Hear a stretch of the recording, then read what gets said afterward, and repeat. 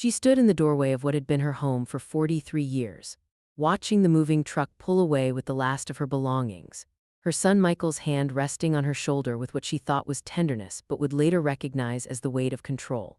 And in that moment Carmen felt something she couldn't yet name, something that lived in the space between gratitude and grief, between trust and the faint whisper of her own intuition trying to speak through decades of learned silence. Michael had shown her the brochure 3 weeks earlier, the glossy pages reflecting the afternoon light in her kitchen, his voice bright with enthusiasm as he described Meadowbrook Senior Living. The activities, the care, the community, how much happier she would be, how much easier for everyone. And Carmen had nodded along because that's what she had always done, nodded and agreed and made herself small enough to fit into other people's plans. Her amygdala firing warning signals that she had trained herself over 72 years to ignore, to interpret as her own anxiety rather than wisdom, her own fear rather than knowing. The neuroscience of self-abandonment begins long before we realize we're doing it. It starts in childhood when we learn that our needs are secondary, when we discover that love comes with conditions, when our nervous system encodes the message that safety means pleasing others. And Carmen's brain had been encoding this message since she was 6 years old, watching her mother's face tighten whenever Carmen asked for something, learning that good girls don't make demands, that love is earned through sacrifice, that her own desires were somehow selfish, and so her prefrontal cortex developed pathways that automatically suppressed her own needs before she even became conscious of having them, a neural habit so deeply grooved it felt like truth rather than trauma. She remembered the day clearly, how Michael had sat across from her with his laptop open, showing her virtual tour of rooms that all looked the same, clean and beige and empty of personality. His words rushing together in a stream of practical reasons, financial sense, her safety, their peace of mind, and she had felt her throat tighten with something she couldn't speak, a feeling that lived beneath words, beneath the language of gratitude she had been taught to perform. And when she opened her mouth, what came out was, "If you think it's best, because that's what 72 years of self-erasure sounds like, it sounds like agreement when inside there's a scream that no one taught you how to voice." The first 3 days at Meadowbrook felt like living inside someone else's dream. Carmen woke each morning in the small room with its single window overlooking a parking lot, the walls a pale institutional green that reminded her of hospitals, of waiting rooms, of all the places where people go to be managed rather than loved. And she would lie there listening to the sounds of the facility, the medication cart rolling down the hallway, the bright, cheerful voices of staff members who called her sweetie and dear but never asked her name, and she felt herself becoming invisible in a way that was different from all the other ways she had been invisible in her life. Her roommate was a woman named Dorothy who watched television with the volume too loud and complained about everything: the food, the temperature, the other residents, her own children who never visited. And Carmen found herself becoming quieter in response, taking up less space, making herself smaller still, her nervous system defaulting to the fawn response it had learned so long ago.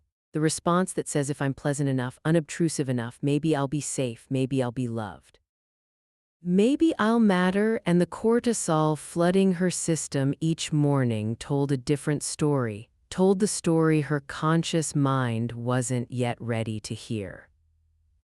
She called Michael that first week, her voice carefully modulated to sound cheerful, to give him what he needed to hear, telling him about the activities she hadn't attended, the friends she hadn't made, the contentment she didn't feel, and she could hear the relief in his voice, the way he needed her to be okay so he could feel okay. And she understood then with a clarity that felt like grief that she had spent her entire life managing other people's emotions, that her worth had always been measured by her ability to make others comfortable, that even now, especially now, she was performing okayness so her son wouldn't feel guilty.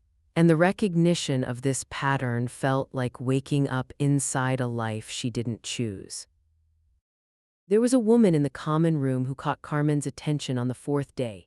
She sat alone by the window with a book she never seemed to read, her hands trembling slightly, her eyes fixed on something beyond the glass. and Carmen recognized something in her posture, in the way she held herself so still as if stillness could make her disappear, and when their eyes met across the room, Carmen saw her own story reflected back, saw the years of accommodation, the slow erosion of self, the bewilderment of ending up in a place you never chose. Her name was Patricia, and when they finally spoke, it was with the careful politeness of women who have learned not to burden others with truth. They talked about the weather, about the food, about nothing that mattered, and then Patricia said something that shifted everything. She said, "I keep wondering how I got here," not meaning the facility, but meaning her whole life, the choices that weren't choices, the agreements that were surrenders. The slow disappearing that happens when you spend decades prioritizing everyone else's comfort over your own existence. And Carmen felt something crack open inside her chest, felt the truth she had been holding trying to surface. The neuroscience of recognition is profound. When we see our own experience reflected in another person, when someone speaks the words we've been afraid to think, our brain experiences what neuroscientists call neural resonance, mirror neurons fire. The anterior cingulate cortex lights up with empathy, and suddenly we're not alone in our experience. The shame that kept us silent begins to dissolve because isolation is often what maintains our patterns. We think we're the only ones. We think something is wrong with us specifically, but connection reveals the universal nature of our struggles, and in that moment of recognition, healing becomes possible. Patricia told Carmen her story in fragments over the following days, how her daughter Emma had convinced her to sell her house, had managed the whole process while Patricia was recovering from a minor surgery, had presented her with papers to sign and decisions already made, how Patricia had gone along with it because she trusted Emma, because she didn't want to be difficult, because somewhere deep in her programming she believed that good mothers sacrifice everything, even their own autonomy. Even their own homes, even their own right to choose, and Carmen listened with her whole body because she was hearing her own story told in someone else's voice. Carmen's own mother had been a master of silent suffering, had worn her martyrdom like a medal, had taught Carmen through demonstration that women's needs don't matter, that self-sacrifice is love, that to want anything for yourself is fundamentally selfish. And Carmen had absorbed these lessons so completely they became her nervous system's default settings, her vagus nerve wired for appeasement, her stress response calibrated to others' emotions. Her sense of self so entangled with others' approval that she genuinely didn't know what she wanted, didn't know who she was without the mirror of someone else's needs. On the 10th day, something happened that Carmen would later identify as the beginning of her awakening. She was walking past the nurse's station when she overheard two staff members talking, their voices casual, discussing residents-like inventory, and one of them mentioned a woman named Margaret who had been moved to the memory care unit. She kept insisting she wanted to go home, the nurse said, laughing slightly. They always say that at first, they adjust eventually. And Carmen felt something ignite in her chest, something hot and clarifying, because she heard in that dismissal the erasure of a whole person, the reduction of someone's desperate need to the status of symptom, and she thought, what happens to the ones who don't adjust? What happens to the ones who never stop wanting to go home? That night Carmen couldn't sleep.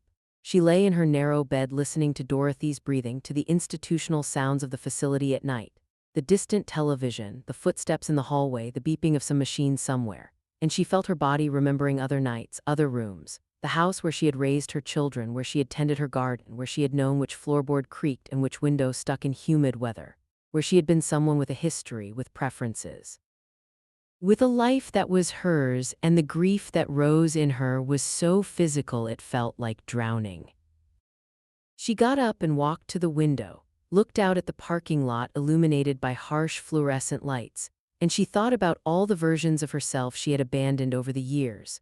The girl who loved to paint before someone told her it was impractical, the young woman who wanted to travel before marriage and motherhood consumed her, the middle-aged woman who dreamed of taking classes, learning languages, having adventures. And she realized with devastating clarity that she had always been waiting for permission, waiting for the right time, waiting for everyone else's needs to be met first. And now she was 72 years old in a place she didn't choose, and there was no time left for waiting. The amygdala processes fear but also rage. And sometimes what we've labeled as anxiety is actually anger that we've never felt safe enough to express. Carmen had spent her life afraid of disappointing people, afraid of being too much or not enough, afraid of her own desires, but beneath that fear was something else, something that had been building pressure for decades. And as she stood at that window in the middle of the night, she felt it rising. Felt the no that she had swallowed 1,000 times, demanding finally to be spoken. Patricia found her in the common room the next morning, Carmen's hands shaking slightly as she held her coffee, and Patricia sat down beside her without speaking, just her presence a form of understanding. And after a long silence, Carmen said, "I don't want to be here." And hearing herself say it, claiming the truth of her own experience, felt simultaneously terrifying and liberating. Felt like stepping off a cliff and discovering she had wings. Patricia nodded, her eyes bright with something that might have been tears or might have been recognition, and she said, "Neither do I." And in that moment something passed between them, some unspoken agreement, some acknowledgement that they had both been complicit in their own diminishment, but that complicity doesn't mean consent, that saying yes because you're afraid to say no isn't actually agreement, and that maybe even now, even at their age, even after a lifetime of accommodation, it wasn't too late to choose themselves. They began to meet every afternoon in a corner of the common room, away from the television and the organized activities they were encouraged to attend, and they talked about their lives with an honesty that surprised them both. Patricia told Carmen about her marriage to a man who never hit her but who made her feel small in countless subtle ways, how she had learned to edit herself, to make her personality more palatable, to agree even when she disagreed, to laugh at jokes she didn't find funny, to have sex when she didn't want to slowly erase herself until she didn't know which parts of her were real and which parts were performance. Carmen told Patricia about her mother's depression, undiagnosed and untreated, how Carmen had learned as a child to monitor her mother's moods, to manage the household emotions, to be the good daughter who made everything easier, how this had become her role in every relationship. The one who adapts, who accommodates, who absorbs others' distress like a sponge. And how exhausting it was, how completely exhausting, to have spent 72 years responsible for everyone else's emotional state. And Patricia nodded because she knew, because women of their generation had been trained for this, had been given gold stars for self-erasure and called it virtue. The nervous system's response to chronic stress is complex.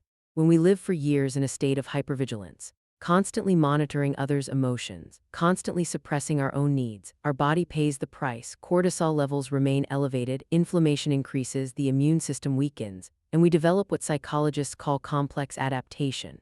We become so skilled at reading others and managing their feelings that we lose touch with our own internal signals. We can't tell if we're hungry or tired or sad or angry because we've spent decades overriding those signals. And this disconnection from self is both a survival strategy and a form of self-abandonment. Carmen started noticing things she had been too numb to see before. The way the staff spoke about residents in the third person even when they were present. The way decisions were made without consultation. The way her medications had been changed without anyone explaining why, the way her daily schedule had been arranged around institutional convenience rather than her preferences, and each observation felt like a small awakening. Like recovering a piece of her critical thinking that she had surrendered somewhere along the way. She called Michael one afternoon, her voice steadier than it had been, and she said, "I want to talk about other options." And the silence on the other end of the line felt heavy with his discomfort, and when he spoke his words came fast, reassuring her that she just needed time to adjust, that change was always hard at first, that she would make friends and feel better soon. And Carmen heard beneath his words his own anxiety, his need for her to be okay so he could feel he had done the right thing. And for the first time in her life, she didn't rush to comfort him, didn't immediately retreat from her own needs. She just waited, breathing through the discomfort, and finally she said, I appreciate your concern, but I'm not asking for permission. I'm telling you what I need. Eh? The words felt foreign in her mouth, felt almost aggressive, because women like Carmen have been taught that stating needs clearly is demanding, is difficult, is unfeminine, but she had been reading at night. Articles Patricia had shared about elder autonomy and rights, about the difference between care and control, and she was beginning to understand that she had been taught a version of love that required her own disappearance, that she had been socialized into a femininity that equated goodness with self-sacrifice, and that this equation had nearly destroyed her. Michael's response was defensive, his voice tight as he listed all the things he had done for her, the time he had spent researching facilities, the money he was spending, the worry he carried, and Carmen felt the old pattern trying to activate, felt her impulse to apologize, to make him feel better, to shrink herself back down. But she remembered Patricia's words from the day before. Your discomfort at setting boundaries is smaller than the pain of living a life that isn't yours. And she held on to that truth like a lifeline. She told him she would call again in a few days, that she needed time to think, and she ended the conversation before he could argue further, and her hands were shaking when she put down the phone. But there was something else too, something that felt like power, like reclamation, like the first green shoots of self pushing through concrete. Patricia had a daughter-in-law named Rebecca who visited sometimes, and Rebecca was different from Emma. She listened when Patricia spoke, asked questions instead of making assumptions, treated Patricia like someone whose opinions mattered. And Carmen watched their interactions with fascination, because she was seeing what healthy relationship could look like. Seeing that care doesn't have to mean control, that love doesn't require self-abandonment, that it's possible to honor someone's autonomy even while supporting them. Rebecca was the one who first said the word that changed everything. She was visiting on a Wednesday afternoon, and she had brought Patricia her favorite tea, and they were sitting together near the window, and Rebecca said gently, "Mom, do you want to be here?" And Patricia's eyes filled with tears, because no one had asked her that, not once, not Emma, not the social worker, not any of the staff. Everyone had told her what was best for her, but no one had asked what she wanted, and she shook her head and whispered, "No." Rebecca didn't rush to fix it, didn't immediately offer solutions. She just sat with Patricia's truth, held space for it, and then she said, "Then let's figure out what you do want." And Carmen, sitting nearby and trying not to eavesdrop but unable to help it, felt something shift in her understanding of what's possible, felt hope bloom in her chest like something dangerous and necessary. That night Carmen and Patricia talked for hours, long after Dorothy had gone to sleep, whispering in the dark like girls at a sleepover, and they began to plan not elaborate plans but small ones, first steps. Patricia would talk to Rebecca about alternative living arrangements. Carmen would research her legal rights. They would document everything, keep notes, gather information. And most importantly, they would support each other, because they both understood that this work of reclaiming yourself after a lifetime of self-abandonment is not work you can do alone. You need witnesses, need mirrors, need people who believe in your right to exist on your own terms. The prefrontal cortex is the part of the brain responsible for executive function, for planning and decision-making, and it develops fully around age 25. But what many people don't understand is that it can also atrophy from disuse. When we stop making our own decisions, when every choice is made by others or by default, our capacity for self-direction weakens, and this is part of why learned helplessness is so insidious. It's not just a psychological pattern, but a neurological one. Our brain literally reorganizes itself around our lived experience. But the beautiful and terrifying truth is that this reorganization can happen in reverse. We can rebuild neural pathways, we can relearn agency, we can remember who we were before we forgot. Carmen started small. She chose when to wake up instead of following the facility's schedule.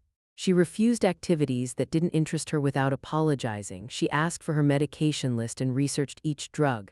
She called her bank and verified her own finances. And each small act of autonomy felt simultaneously enormous and natural, like remembering how to use muscles that had atrophied, painful at first but increasingly possible. On the 20th day, something happened that Carmen would later identify as the turning point. She was in the common room when a new resident arrived, a woman about her age being wheeled in by her adult children. And Carmen watched the woman's face, watched the way she smiled and nodded as her children spoke about her in the third person, explaining her needs to the staff, describing her limitations, arranging her life, and the woman just sat there agreeing to everything. And Carmen saw herself 3 weeks earlier, saw the same compliance, the same performance of okayness, and she felt something fierce rise up in her. She walked over to the woman after the children left, introduced herself, and said something she had never said to anyone before. She said, "You don't have to pretend to be fine if you're not." And the woman, whose name was Isabel, looked at her with such naked relief that Carmen felt her own eyes sting with tears. And Isabel whispered, "I didn't want to come here, but they said it was the only option, and I didn't know how to argue, and I was afraid they would stop visiting me if I made trouble." And Carmen understood every word. The three of them became a kind of chosen family, Carmen and Patricia and Isabel, meeting each afternoon, sharing their stories, validating each other's experiences. And slowly they began to articulate what had been done to them, not with cruelty but with the kind of casual control that masquerades as care. Their adult children who loved them but who had made decisions based on their own convenience and called it protection. Who had managed their mothers' lives because it was easier than supporting their mother's autonomy, who had mistaken control for love because they had never learned the difference. Carmen called Michael again, and this time she was prepared. She had notes, she had researched, she had practiced what she wanted to say, and when he started to interrupt her, she said firmly, "Please let me finish." And he was so surprised he actually went quiet. And she told him that she was grateful for his concern but that she had decided to explore other living arrangements, that she wanted to look at her options, that she needed him to support her choices even if he disagreed with them. And the silence on the other end felt like a held breath, like the moment before everything changes or everything breaks. Michael said he would need to think about it, said it wasn't that simple, said things about her safety and his responsibility. And Carmen felt the old fear trying to surface, the fear that if she insisted on her needs she would lose his love, and she breathed through it, recognized it as the old programming, the neural pathway that equated self-advocacy with abandonment. And she said, "I understand this is hard for you, and I love you, but I need you to understand that my autonomy is not negotiable. I'm not asking for permission, I'm informing you of my decision." The words felt revolutionary. Felt like detonating something that had been building inside her for 7 decades. And after she hung up, she cried, not sad tears but something more complex, grief and relief and terror and triumph all mixed together. And Patricia held her hand and said, "You did it, you actually did it." And Carmen realized that she had set a boundary with her son, had claimed her right to self-determination, had refused to make herself smaller for someone else's comfort, and the world had not ended, the sky had not fallen, she had survived the thing she had been most afraid of. The next few days were tense. Michael called repeatedly, his tone moving between anger and pleading, and Carmen held her ground, her nervous system oscillating between panic and peace, between the old pattern that wanted to collapse back into accommodation and the new pattern she was building. The one that said her needs mattered, her life was hers, her choices were valid, and she noticed something interesting happening in her body. The more she practiced this boundary setting, the more her physiology began to shift. Her shoulders released tension she had been carrying for years, her breathing deepened, she started sleeping better, as if her body was learning that it was finally safe to relax because someone was finally protecting it, and that someone was her. Patricia's journey was unfolding differently. Rebecca had helped her find a small apartment in a senior community that offered support services but preserved autonomy. And Patricia was in the process of leaving Meadowbrook. And watching her friend make this move gave Carmen courage, gave her a template for what was possible, showed her that exit was an option, that you didn't have to stay in situations that diminished you just because leaving was difficult. Isabel's story was more complicated. Her children were less willing to engage, saw her unhappiness as confusion rather than clarity, and watching Isabel struggle with their dismissal, watching them use her age as evidence that she couldn't know her own mind, radicalized something in Carmen, made her understand how elder abuse can masquerade as care, how infantilization can disguise itself as protection, how stripping someone of agency in the name of safety is still stripping them of agency. Carmen started researching elder rights more seriously, reading about guardianship abuse, about how older adults are often systematically disempowered by the very systems meant to support them, how unconscious ageism intersects with unconscious sexism to render older women particularly vulnerable to having their autonomy dismissed. And she felt her anger clarifying, moving from personal hurt to political understanding. Recognizing that her individual experience was part of a larger systemic pattern. She began documenting everything, keeping a journal of her days, noting how decisions were made, how her voice was or wasn't included, building what Rebecca called evidence of her capacity, proving to herself and potentially to others that she was cognitively sound, emotionally stable, and perfectly capable of directing her own life. And the act of documentation itself was empowering, was a form of bearing witness to her own experience, of taking herself seriously. On day 30, Carmen did something that 3 weeks earlier would have been unthinkable. She told Dorothy, her roommate who she had been tiptoeing around for a month, that she needed her to turn down the television at night, stated her need clearly and without apology. And Dorothy surprisingly just said, "Okay, you should have said something sooner." And Carmen laughed at the absurdity of it, at how much suffering she had endured unnecessarily because she had been so afraid to speak. So trained to accommodate that asking for basic consideration had felt impossible. Michael finally agreed to meet with her and a social worker to discuss options.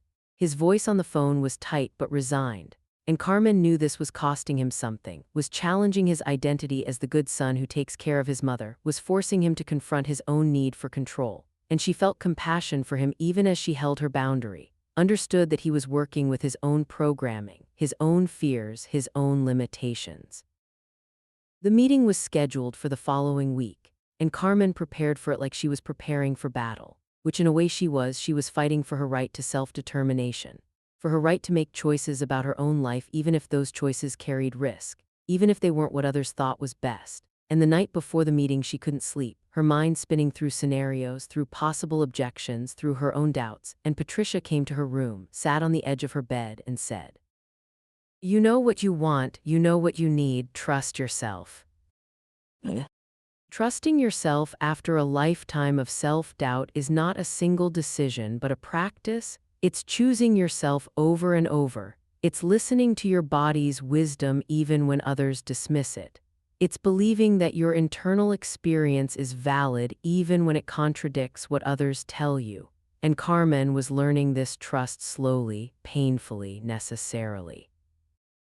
Was learning to differentiate between the voice of her conditioning that told her to be small and agreeable and the voice of her authentic self that was finally demanding to be heard. The morning of the meeting, Carmen woke early, her stomach tight with nerves, and she stood in front of the mirror in her small room and looked at herself, really looked, saw the 72 years written in her face, the lines around her eyes that told stories of laughter and worry, the silver of her hair that she had once colored to please others but now wore natural, and she said out loud, "I matter, my life matters, my choices matter." And she heard Patricia's voice from the doorway, "Yes, they do." And she turned to see her friend standing there with Isabel, and the three of them held each other for a long moment. These women who had found each other in a place designed to contain them, who had chosen each other when their own families had failed to see them, who had remembered together that they were more than bodies to be managed, more than problems to be solved, that they were whole complex human beings with histories and preferences and rights. The meeting was difficult in ways Carmen had anticipated, and in ways she hadn't. Michael was there with his wife Sarah, and the social worker was a young woman named Amanda who seemed genuinely interested in Carmen's perspective. And they sat in a small conference room that smelled of stale coffee and institutional neutrality. And Carmen laid out what she wanted: to explore other living situations, to be involved in all decisions about her life, to have her autonomy respected.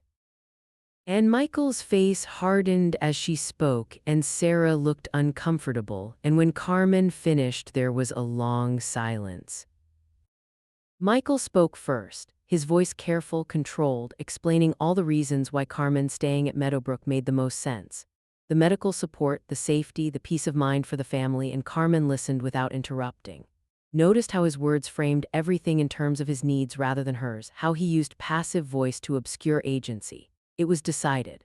It makes sense, as if decisions made themselves, as if Carmen's preferences were irrelevant to the equation. And she felt her anger rising, but she breathed through it, waited for him to finish. When it was her turn to speak, Carmen's voice was steady. She acknowledged his concerns, validated his feelings, and then she said clearly, "I understand your worries, but I need you to understand that I'm still capable of making my own decisions. I'm not incompetent, I'm not confused. I am simply unhappy with this arrangement, and my happiness matters." And she watched Sarah's face shift, watched something like recognition flicker in her eyes, and Amanda, the social worker, was nodding. And Michael looked like he was watching something slip out of his control. The conversation went in circles for a while, Michael raising objections, Carmen responding calmly, Sarah occasionally trying to mediate, and finally Amanda intervened, explained gently but firmly that Carmen had the right to determine her own living situation. That absent any legal declaration of incompetence, she was free to make her own choices. And Michael's face went white and then red, and Carmen saw the moment when he realized he couldn't actually stop her. That all the control he thought he had was contingent on her compliance, and that she was no longer complying. The meeting ended with a tentative plan. Carmen would stay at Meadowbrook temporarily while she explored other options. Michael would provide her with access to her financial information. They would meet again in 2 weeks to discuss next steps. And as they left the conference room, Sarah pulled Carmen aside and said softly, "I'm sorry, I didn't realize you were so unhappy. Michael didn't tell me." And Carmen saw in Sarah's face a recognition. Saw another woman who had learned to defer to her husband's decisions, who had trusted his version of reality without checking. And Carmen squeezed her hand and said, "It's not your fault, but maybe ask me yourself next time." And Sarah nodded, tears in her eyes. That night, Carmen and Patricia and Isabel celebrated quietly. They had tea in Patricia's room, and they talked about what came next. Patricia was moving out the following week, had found a place where she could have her own space but access support when she needed it. And she was terrified and exhilarated. And Isabel was still working on her situation but was documenting everything, building her case. And Carmen had taken the first real step toward reclaiming her life. And they all felt it, the shift. The possibility, the sense that they were not victims of their circumstances but architects of their futures, even now, even at their age, even after everything. The neuroscience of healing from complex trauma involves rebuilding safety. And safety is not the absence of risk but the presence of agency. When we have choice, when we have voice, when we can influence our circumstances, our nervous system begins to recalibrate. The chronic stress response starts to downregulate. The prefrontal cortex comes back online. We can think more clearly, plan more effectively, trust our own judgment. And this is what was happening to Carmen. She was reclaiming her capacity for self-direction, was proving to herself that she could navigate difficulty, could tolerate discomfort, could trust herself to figure things out. Over the next week, Carmen met with Rebecca, who connected her with an elder law attorney, and the attorney explained Carmen's rights clearly, confirmed that she had full legal capacity to make her own decisions, discussed options for living arrangements that offered support without sacrificing autonomy, and Carmen felt something settle in her chest, felt validated in her experience. Felt taken seriously as an adult with legitimate concerns rather than dismissed as a difficult old woman who didn't know what was good for her. She started looking at apartments, at senior communities with different models of support, and she realized as she toured various places that she had internalized Michael's narrative, had started to believe that she was too old, too fragile, too incapable to live independently. But visiting these places, talking to people her age who were living full autonomous lives, she remembered that 72 is not ancient, that needing some support doesn't mean needing total management. That there's a vast territory between complete independence and institutional living, and she had been pushed into the latter without being shown the former. Michael called her during this time. Their conversations were strained but slowly shifting. He was beginning to hear her, was starting to recognize that his fear for her safety had led him to override her autonomy. And in one conversation he said something that surprised her. He said, "I'm sorry, I thought I was helping, but I can see now that I was trying to control things because it made me less anxious, and I wasn't really thinking about what you needed." And Carmen felt something release in her chest. Felt forgiveness becoming possible, not forgiveness that erased what had happened, but forgiveness that acknowledged hurt while choosing relationship. Sarah started visiting Carmen independently, bringing coffee, asking questions, actually listening to the answers. And Carmen learned that Sarah's own mother had been institutionalized against her will years earlier, had died in a facility she hated, and Sarah had buried her guilt about it, had never examined whether they had done the right thing, and helping Carmen was in some way helping Sarah heal her own wounds, was giving her a chance to do differently than she had done before. Patricia moved out of Meadowbrook on a Tuesday afternoon. Carmen and Isabel helped her pack, and there was something sacred about the process, about folding Patricia's clothes, wrapping her few precious items, bearing witness to her transition from confinement to freedom. And when they said goodbye in the parking lot, all three of them crying, Patricia said, "This is not the end, this is the beginning." And Carmen held those words like a promise. Carmen found a place 3 weeks later, a small apartment in a community that offered meal services and activities but didn't require attendance, where she could have her own space and privacy, where she could come and go as she pleased, where she was a resident, not a patient. A person, not a problem. And when she told Michael, he was quiet for a long time, and then he said, "Can I help you move?" And she said yes, and something in their relationship began to shift, to reorganize around respect rather than control. Isabel's situation remained complicated. Her children were fighting her, questioning her capacity, and Carmen and Patricia rallied around her, helped her find legal support, attended meetings with her, bore witness to her struggle. And slowly, painfully, Isabel began to find her voice, began to insist on being heard. And whether she won or lost the immediate battle, she was changing, was refusing to collaborate in her own erasure, was reclaiming her dignity, one difficult conversation at a time. The day Carmen moved out of Meadowbrook was bright and cold. October had arrived with its sharp light and falling leaves, and she stood in the doorway of the room she had occupied for 42 days. And she thought about the woman who had arrived here 6 weeks earlier, so compliant, so accommodating, so willing to disappear. And she recognized that that woman was still her, would always be part of her, but she was also this new woman, this woman who had learned to say no, who had learned to trust herself. Who had learned that self-advocacy wasn't selfishness but survival, and both versions of herself deserved compassion, deserved understanding, deserved love.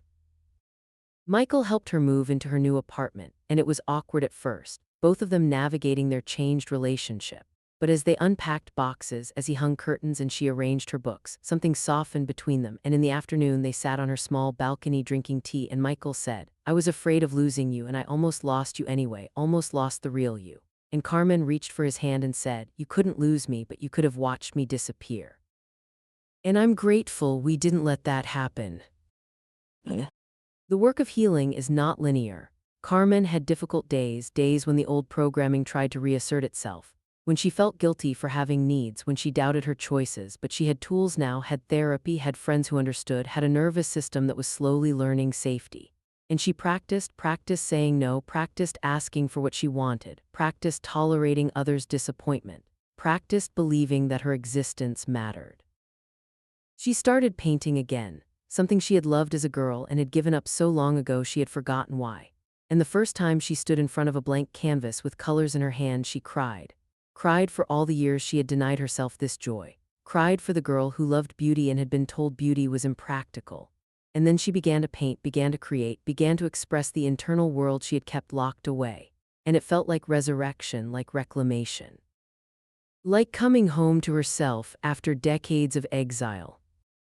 Patricia visited regularly, and they would sit in Carmen's small living room drinking tea and talking about their lives. And sometimes Isabel joined them, and they had become a kind of chosen family, these three women who had met at the bottom and had chosen to climb out together, who had refused the story that their lives were over, that their value had expired, that they existed only to be managed. And in claiming their own lives, they had created something rare and precious, a community of witnesses, of believers. of women who saw each other fully and loved fiercely. Carmen's granddaughter visited one afternoon.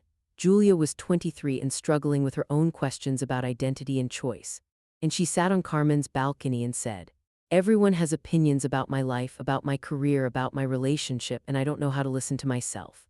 And Carmen smiled, recognized the intergenerational pattern, the way women are taught to doubt themselves, to defer to others, to believe that everyone else knows better, and she shared her story.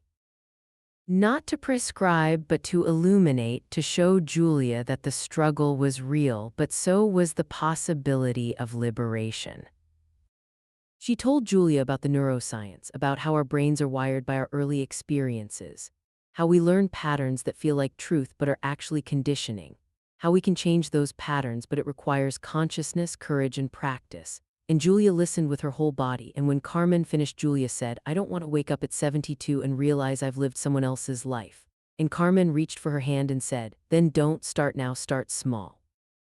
Start by listening to that quiet voice inside you that knows, trust it even when it's scary, especially when it's scary." Yeah. Months passed, seasons changed. Carmen settled into her new life with its rhythms and routines. She took a watercolor class, joined a book club, volunteered at a literacy program, and she was building a life that was hers, not spectacular but authentic, not perfect but chosen. And she noticed something interesting happening as she became more herself. Her relationships became more real. Michael relaxed around her. Sarah opened up to her. Julia sought her wisdom, because when we stop performing, when we stop trying to be what others need us to be, we give permission for real connection, for relationships based on truth rather than strategy. She thought often about that moment in Meadowbrook when she had stood at the window in the middle of the night and felt her grief and rage rising, thought about how close she had come to disappearing completely, to becoming one of those women who adjust, who stop wanting to go home, who surrender so completely that even they forget what they've surrendered. And she felt grateful for the part of her that refused to adjust, that kept whispering even when she tried to silence it, that insisted even when insisting felt impossible, that remembered even when remembering hurt. The work of reclaiming yourself is never finished. There are layers and layers of conditioning to unwind, patterns that reassert themselves in moments of stress, old beliefs that surface when you're tired or afraid. But Carmen was learning to recognize these moments, to greet them with compassion rather than judgment, to say, "Oh, there's that old pattern again," and to choose differently, to practice the new pattern until it became as automatic as the old one had been. Until her nervous system learned that she could trust herself, that she was safe, that she was enough. 1 year after she left Meadowbrook, Carmen stood in front of a canvas in her small apartment, morning light streaming through the window, and she was painting a landscape, hills and sky, and a small house in the distance. And the house had smoke coming from its chimney and flowers in the garden, and it looked like home, like the feeling of home rather than any specific place. And as she painted, she thought about the journey, about the woman she had been and the woman she was becoming. About how close she had come to vanishing, to letting herself be erased, and how she had chosen instead to appear, to materialize, to exist fully and loudly and unapologetically. And she thought about all the women like her, all the women who had been trained to disappear, who had been taught that their needs didn't matter, who had spent lifetimes making themselves smaller, and she hoped her story would reach them somehow, would whisper to them that it's not too late, that they matter, that their lives are still theirs, that they can still choose themselves even now, even after everything, even when it's hard. She thought about Patricia in her apartment across town, about Isabel who had finally found a compromise with her children, about Julia who was learning these lessons early enough to build a different life. And she understood that healing is not solitary, that we recover in relationship, that we need witnesses and believers and people who see us fully and love us fiercely.